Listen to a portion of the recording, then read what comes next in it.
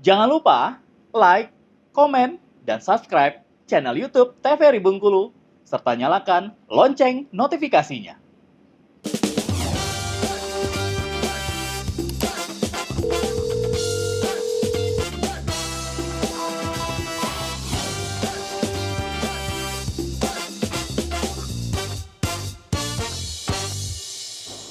Sahabat sehat, terima kasih Anda masih bersama kami dalam Dokter Kito. Bersama kita sehat dengan tema kita kali ini kekurangan energi kronik pada ibu hamil. Tadi disampaikan materinya sama Dokter Else, nanti lanjut lagi ya Dok. Tapi sebelumnya jawab yang tadi dulu. Tadi kan salah satu faktor penyebabnya itu karena usia. Usia ibu pada saat hamil itu terlalu muda atau terlalu tua.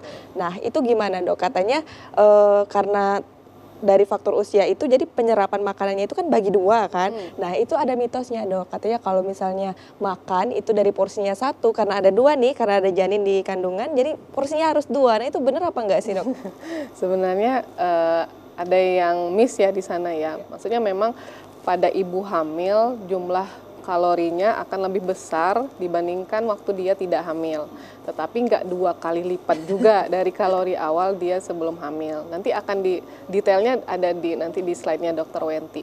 Tetapi yang perlu digarisbawahi di sini, dia nanti ada kebutuhan kalori sebenarnya. Jadi tadi juga diskusi sama Dr. Wenti, kalau pada ibu-ibu hamil dia ada penambahan jumlah kalori yaitu sebanyak kurang lebih 200 kalori. 200 kalori dari kalori dia yang sebelum hamil, seperti itu. Jadi cuma 200 kalori, seperti itu. Jadi nggak 2 kali lipat, nggak juga, nanti takutnya malah ada resiko obesitas pada ibu hamil, berat badan yang berlebih, seperti itu ya. Terus nanti takutnya nanti berat badan yang berlebih nanti ada kecenderungan sakit-sakit yang lain, entah diabetes, entah hipertensi, dan lain-lainnya. Itu juga harus dijaga. Harus dijaga. Berarti untuk ibu hamil itu sebenarnya kalau gendut-gendut banget ketika hamil itu nggak bisa dinormalisasikan juga ya? Nggak boleh. Tidak boleh. Tidak boleh. Baiklah, terima kasih dokter, bisa kita lanjutkan. Lanjutin ya. Nah, ini faktor penyebab tadi ya. Kita lanjut di ciri. Nah, ciri-ciri atau gejala ya. Yang pertama, nanti ibu hamilnya akan merasa kelelahan terus-menerus tadi ya. Kalau kita balik lagi, flashback lagi waktu kita cerita anemia ya, jadi karena kekurangan gizi, pasokan dari oksigen dan untuk mengalirkan darah ke seluruh tubuh juga akan berkurang. Nanti oksigen ke otak berkurang, jadi ngantuk, jadi suka tidur seperti itu ya. Terus karena kalorinya yang tidak tercukupi, jadinya akan terasa lemes, lelah seperti itu ya. Itu sangat berhubungan. Terus nanti ada BMI ya, Body Mass Index, indeks massa tubuh seperti itu ya. Itu kurang dari 18,5. Nanti ada di slide berikutnya hitung-hitungannya. Itu kurang dari 18,5 udah dibilang KEK seperti itu ya, K. Terus nanti ada pemeriksaan lila, lingkar lengan atas ya. Nggak boleh kurang dari 23,5. Jadi kalau ibu hamil nanti pasti akan diperiksa lilanya kalau melakukan pemeriksaan antenatal care gitu ya. Dan lilanya itu nggak boleh kurang dari 23,5 cm. Terus menurunnya kemampuan aktivitas fisik berhubungan dengan yang pertama tadi ya.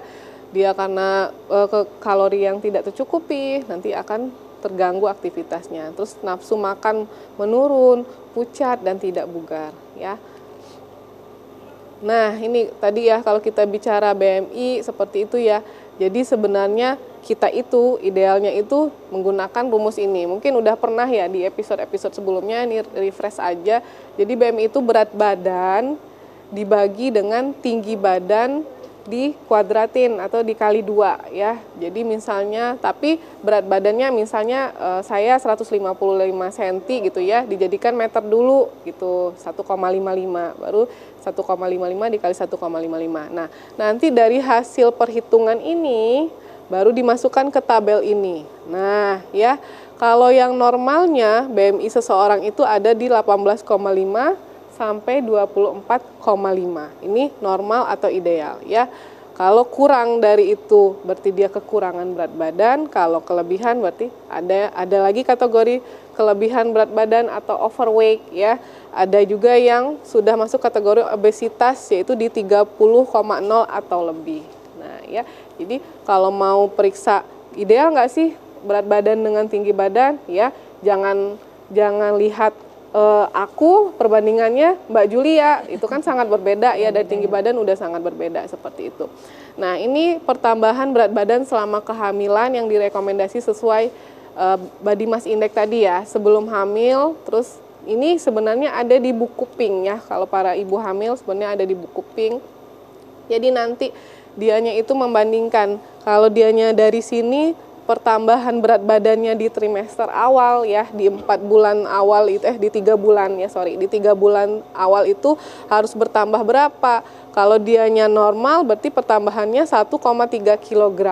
Itu di trimester awal, di 3 bulan awal kehamilan ya. Kalau udah di trimester 2 dan 3 nih turun lagi 0,4 kilo aja di trimester, tiap trimesternya ya.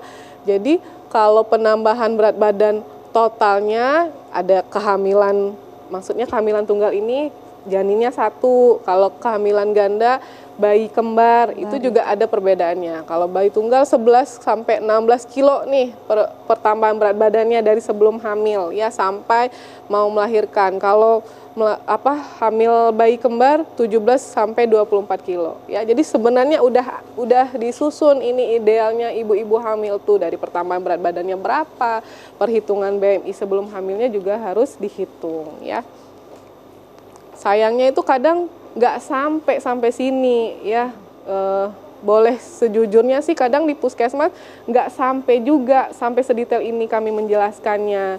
Cuman makanya kami selalu sarankan kalau ada waktu luang tolong dibaca ya Bu buku pinknya. Nanti kalau ada yang nggak paham untuk ANC atau pemeriksaan berikutnya boleh ditanyakan ke saya atau ke bidan seperti itu. Nah harapannya dengan adanya dokter Kito kayak gini jadi jelas ya, lebih jelas. Mana yang nggak tersampaikan di puskesmas mudah-mudahan bisa tersampaikan di sini. Gitu. Dan harusnya setiap ibu-ibu hamil di rumah itu memiliki buku pink wajib ya, sebenarnya. Dari puskesmas ya, pasti ada. Di buku pink itu pemeriksaan ibunya, nanti di setengah bukunya itu ada untuk pemeriksaan anaknya. Jadi lengkap ibu dan anak satu buku itu ya. Ini cara mengukur. Jadi mungkin kalau masih ada yang penasaran aku kek atau enggak ya, sebenarnya bisa diperiksa sendiri di rumah ya. Tetapi kalau memang ragu datang ke fasilitas kesehatan ya. Sebenarnya ini kita dari lengan ya, lain lengan. Sebenarnya lengan yang bukan jarang dipakai ya bahasanya ya. Misalnya kalau yang sering dipakai kanan, pemeriksaan lilanya yang sebelah kiri. Tapi kalau ibu hamilnya itu kidal, sering memakai tangan yang kiri, berarti pemeriksaan lilanya di sebelah kanan. Ya, kita ukur lilanya dari, kalau bahasanya sih tulang ya, terabat tulang di atas sini ya, di bahu, baru sampai ke sikut, nanti diukur berapa misalnya ya, berapa kita anggap misalnya 25 cm misalnya ya. Terus dibagi 2, boleh dikasih titik atau mau dipegang aja, baru nanti dilingkar. Pakai kain, meteran kain boleh atau apa yang ada di rumah boleh. Nanti diukur ya lingkarannya tepat di tengah. Nah, nanti lihat apakah kurang dari 23,5 ya. Jadi kalau udah kurang dari 23,5 berarti udah masuk kategori KEK ya, KEK ini, kekurangan energi kronis. Ini kan gampang nih, bisa diukur di rumah. Bisa mandiri ya Dok ya? Bisa mandiri, jadi bisa diukur di rumah. Tapi kadang adalah kesalahan sedikit-sedikit kalau periksa di rumah yang karena belum pas banget gitu ya. Oke, nah bahaya nggak KEK ini? Banyak ya pertanyaannya ya. Tentu bahaya ya, sangat bahaya. Hal ini sebaiknya tidak dianggap remeh karena dapat mengganggu kesehatan baik ibunya juga terutama kesehatan janinnya ya. Nih, apa sih dampak-dampaknya? Kenapa tadi dibilang berbahaya? Apa dampaknya? Kita lanjutkan usai jeda pariwara berikut ya Dok ya. Pemirsa jangan kemana-mana, tetap bersama kami dalam Dokter Kito, bersama kita sehat.